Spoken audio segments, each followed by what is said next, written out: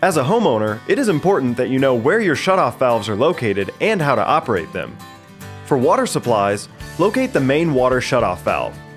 In this home, the main shutoff is located in a utility closet between the water heater and water softener.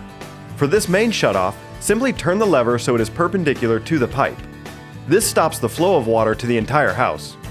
In addition to the main shutoff valve, be familiar with the individual shutoff valves, known as isolating valves, at your washing machine, sinks, and toilets. If water is spilling onto your floors, then time is of the essence to prevent damage.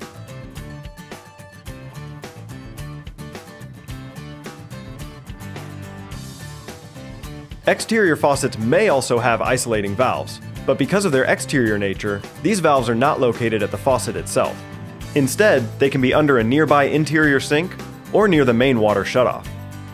You should also know the location of your gas shutoff valve, but please note, if you suspect a gas leak, leave your home immediately and call your utility company.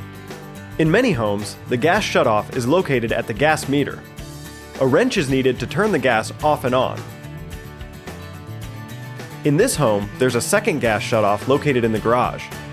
Similar to our main water shutoff, this gas supply line has a lever that rotates 90 degrees. When the lever is in line with the pipe, gas is flowing. When the lever is perpendicular to the pipe, the gas is shut off. There are also two smaller levers. These feed individual appliances in the home. In this case, they send gas to a furnace and a fireplace. These appliances also have isolating valves at the units themselves. If you shut off your gas supply, keep in mind that pilot lights on appliances will go out. This includes pilot lights for appliances such as furnaces, fireplaces, and water heaters. Once you turn the gas supply back on, be sure to relight your pilot lights.